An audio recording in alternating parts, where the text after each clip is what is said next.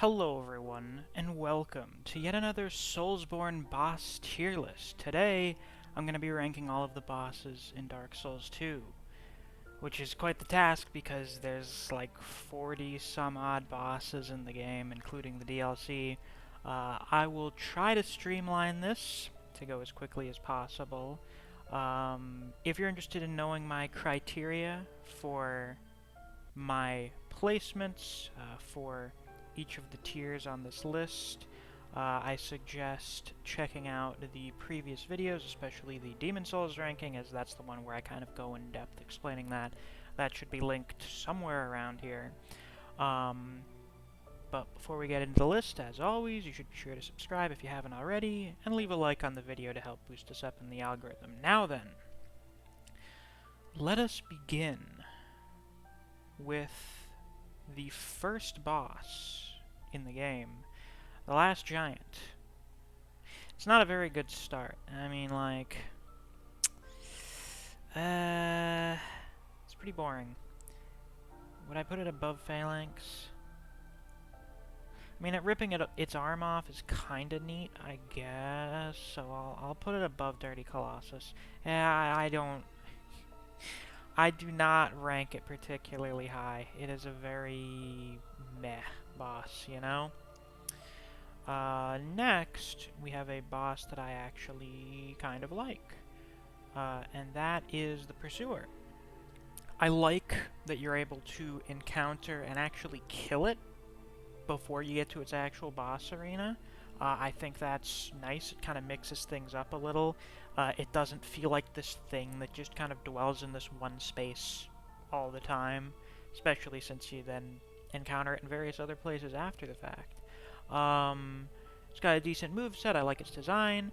I like that you're able to use the ballistas on it if you're either really good at positioning and or really good at parrying, or at least, good at parrying, it's encouragement to learn how to parry early on. Overall, I'm quite fond of the Pursuer. So I think I'll put it up in quality somewhere. Where exactly in quality? I think I would probably put it maybe just above Iron Golem. Next, the old Dragon Slayer. It's Ornstein, but without the smoke, and without any lightning. And he's scaled for early game. He's decent. Not really too much to say about him. He's a pretty alright guy that you just kind of fight. I'll put him here. Next we have the Dragon Rider. Pretty much the same thing. I like that you're able to decide how much of a challenge it's going to be with the arena parts, being able to bring them up out of the ocean as you travel through Hyde's Tower of Flame. It encourages you to not just run past all the enemies. Alternatively, you can just get it to fall off into the ocean. So I'll put it like lower enjoyable. Yeah, somewhere down around here. Next we have the Flexile Sentry. It's got a neat design. There's a bit of strategy involved in which side you want to be aggroing most of the time. I guess the water rises in the arena, but that's never usually an issue as the fight never lasts that long. I'd say it's quality. I think it has enough extra mechanics going on. There's a little bit more to it than it just being a big guy in armor that you fight and nothing else. So I'll put it here. Next we got the Ruined Sentinels. I think the Ruined Sentinels are actually a very good gank boss, in that it's more kind of like a time challenge. You really can just fight them one by one. They come to you. It's just a matter of being able to take them out in a certain amount of time. It's kind of like a DPS test. It's kind of like Four Kings now that I think about it. I'll put them up...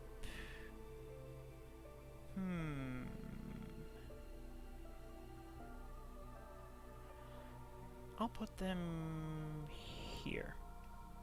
Next, we got the Belfry Gargoyles. I gotta be real with you, I don't care much for this fight. I think it's just kind of an obnoxious gank. Don't care for it, it's a bit annoying. Next, we have the Lost Sinner. It's alright. Not really much to say about it, to be honest. It is one of the big humanoid bosses that I have, like, the least to say about. So, I don't know. Yeah, honestly, for me, it's almost a comparable experience to Dragon Rider. It even has kind of the environmental aspects as well. Don't really care much about it. It's whatever. Next, we have the Executioner's Chariot. I personally like it as a puzzle boss. I think it's pretty decent.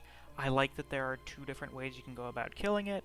I almost always go the poison arrow route because I think pulling a Lion King is much funnier, and theoretically there's less effort involved than just fighting the chariot. So I'll put it around here. Yeah, I'll put it around here. Next we have the Skeleton Lords. This is another gank fight that I kind of enjoy. I like that there's a bit of strategy involved in how you go about killing the Skeleton Lords, because if you just go and kill them off really quickly, well then you're going to get super ganked. You also want to be determining which types of skeletons you're going to want to be dealing with first. I think they're neat. I'll put them...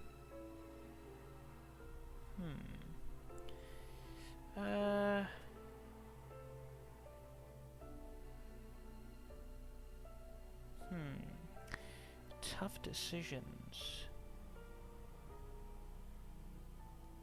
I'll actually put him over Man-Eaters. Covetous Demon. Once again. Very boring. He just flops around and dies. There's nothing to him. He's almost as bad as Alana, really. The only thing that puts him over Alana is that his design is cute. He's just kind of adorable. But a very nothing boss. Next we have Mytho, the Baneful Queen. I like the poison mechanic. I think fighting a headless snake lady is kind of neat. Not really too much to say beyond that. I think it's pretty alright designed fight. I think it's solid. I think I'll put it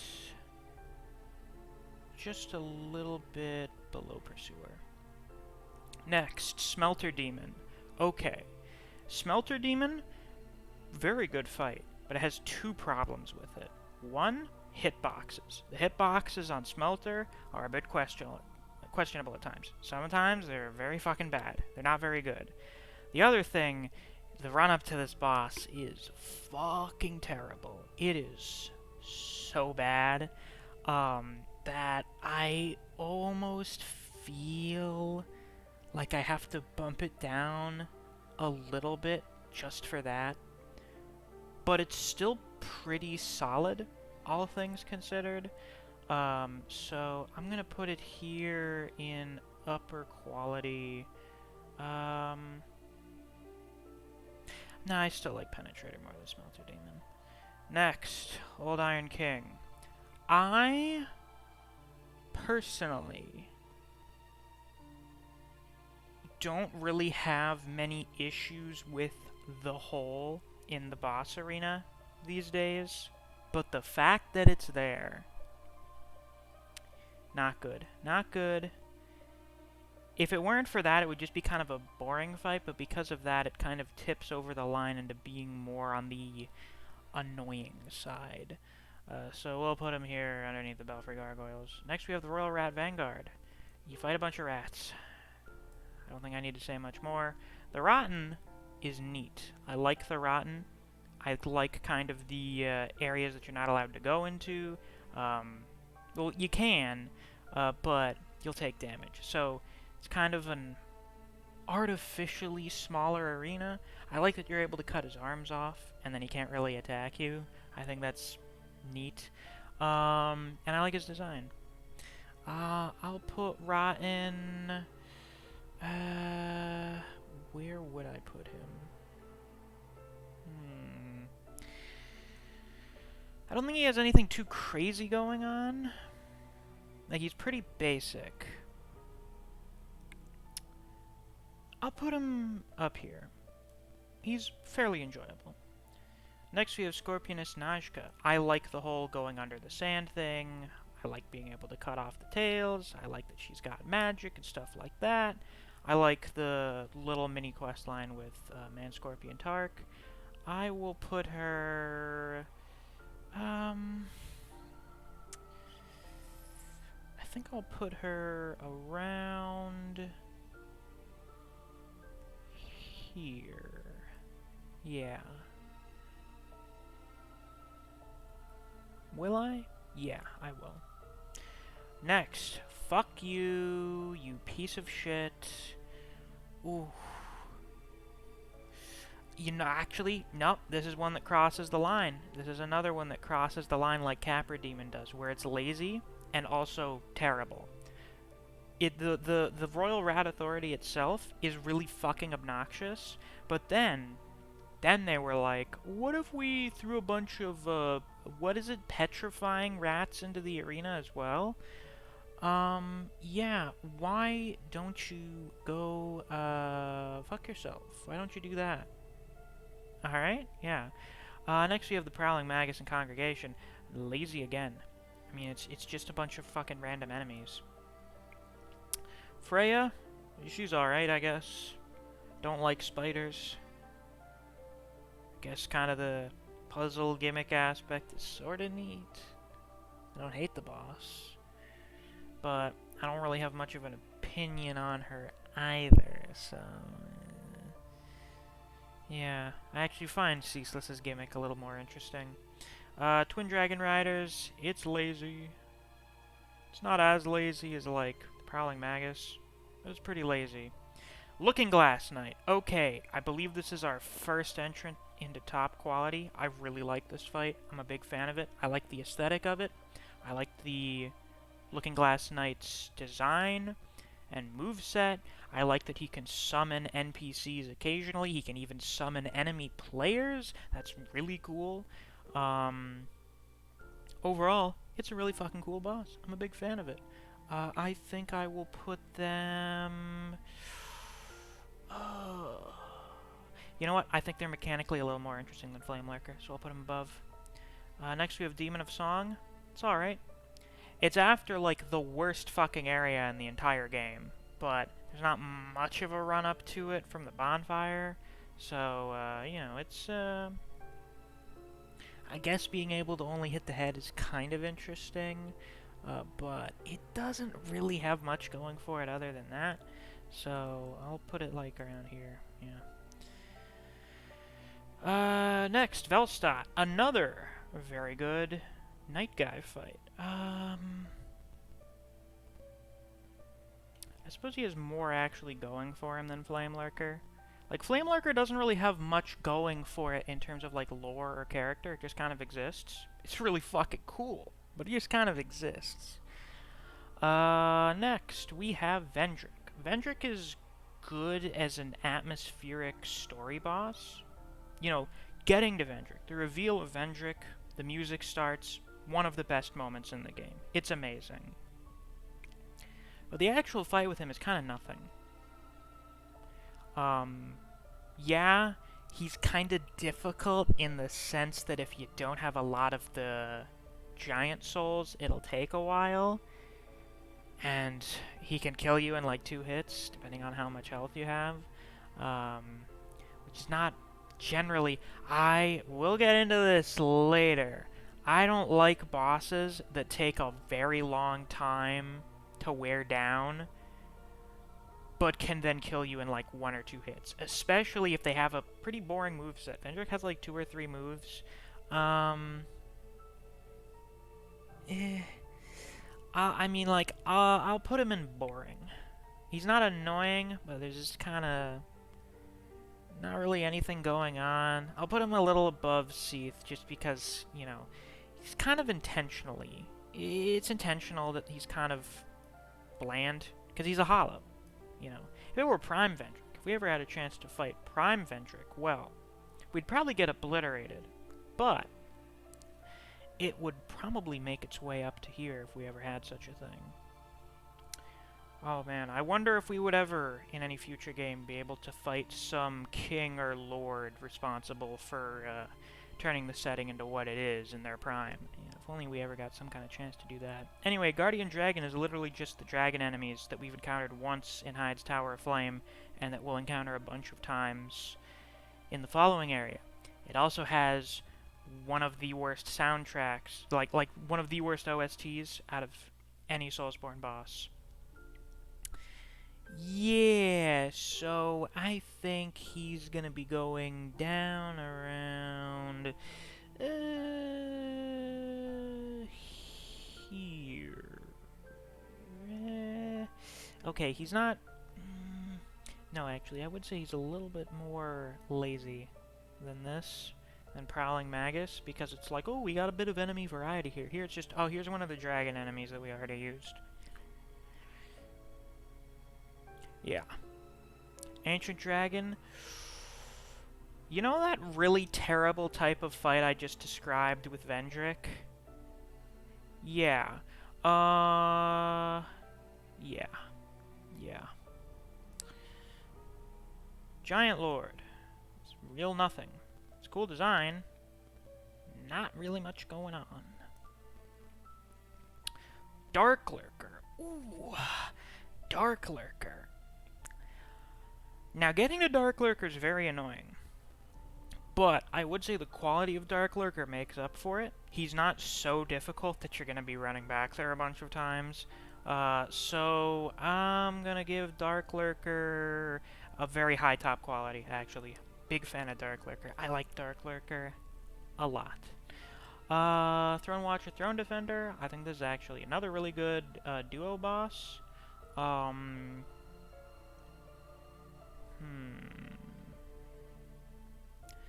Alright, now we get into a bit of a tough decision here. Where do I put him amongst these guys? I'll put him between Gwyn and Alana. Nishandra, she's alright, I guess. I don't really have much of an opinion on her. I don't think there's anything particularly bad about her fight, but she's kind of underwhelming as a final boss.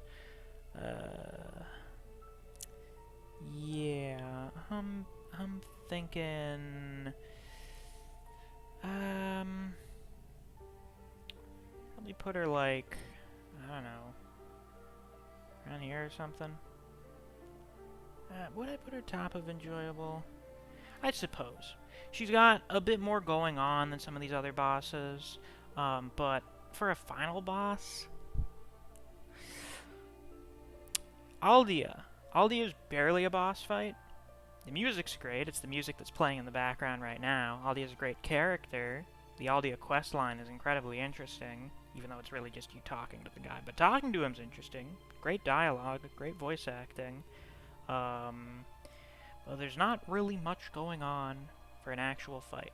I mean, I suppose only being able to hit him when he's not on fire. You know, you can still hit him, but you don't really do damage to him. It's kind of interesting, I guess. Some of his attacks are cool, but he's really goddamn easy.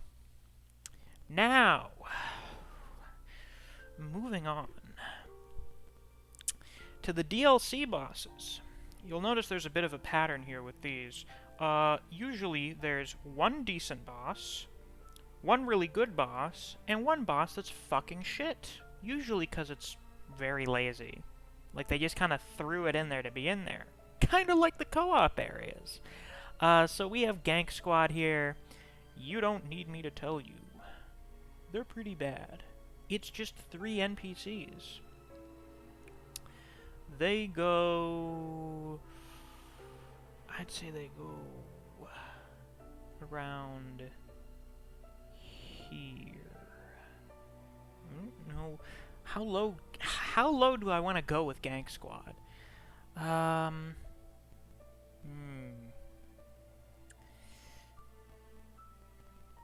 Yeah, I think... Yeah, we'll go below Royal Rat Authority. Especially terrible. It's just a fucking NPC gank. after a terrible area. Awful combination. Next, Alana. Great boss.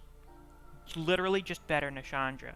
If we replace Nishandra with Alana, significantly better final boss. I gotta be honest with you here. How high would I put her in top quality? Yeah, I'd actually put her above Gwyn, I think. I love that you can get really lucky and just get hit with the fucking pigs. I love when that happens. Sin the Slumbering Dragon. Do I think... You know what? Considering the way the entire DLC builds up to Sin, you see him a couple times in Shulva before you get to him, the OST, the arena, the actual fight itself. Yeah, he'll be our first one up here. I like him more than Kalameet. Personal opinion, in the Dark Souls trilogy, I think the DLC dragon fights get progressively better. Next. Ooh. Why? Why does the cooler looking Smelter Demon have to be at the end of Iron Passage? Why would you do that? Why the fuck would you do that?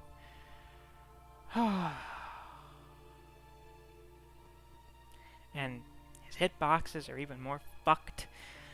Ugh, what a shame. What a terrible shame. Fume Knight, you already know. Ooh, tough decision. Oh, fuck. Okay, I'm not gonna put him above Artur.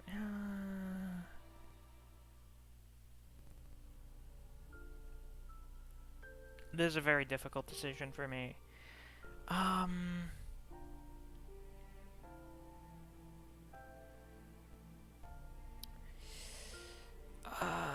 Okay. There's my hot take. Well, one of my hot takes. I assume some of my other opinions are hot takes. Better run-up. More moveset, I think. You know, he's got more moves. He's a little bit more interesting with some of his attack delays and stuff. But it's very close. Honestly, you could ask me a different day of the week, and I would maybe put them in... I would swap them around. I have no idea. Sirlon. You've seen the fight. Yes, the run-up to him is kind of bad, but it's not nearly the worst. And if you kill him, no hit. Is it no hit or no healing? I can't remember which one it is. I think no hit. He commits seppuku. It's a really fucking cool fight. Oh, and you know, the shiny floor, of course. It's peak. It's some peak stuff. Ava is pretty neat. You know, it's a cool beast fight. I like a magic casting beast. That's interesting. Also, if you're insane and hate yourself, I guess you could fight him while he's invisible. If you, for some reason, wanted to do that, I guess. Yeah, I'll put Alva here. Or, not Alva, Ava.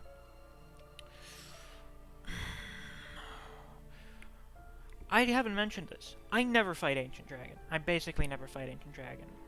He's one of the only bosses that is the case for. The other one being Ludenzalen. Because it's just Ava, again, twice after the worst area ever. It is like a fucking 20-minute run up to the boss through actual hell. I wish nothing but pain and suffering upon whoever decided to create this boss. You will not be seeing the pearly gates. I can assure you of this much. Now then, the last one here, Burnt Ivory King. There, I believe, are two types of thought, two schools of thought when it comes to Burnt Ivory King. You either think that it is the absolute shit, like it is the coolest thing ever, it's the best thing in the entirety of Dark Souls 2, or you're like, God, this fucking run-up to the boss, like fighting all of the Charred Lois Knights is really goddamn annoying, and then the actual fight with the Burnt Ivory King is not really that much to talk about. I'm of the first school of thought.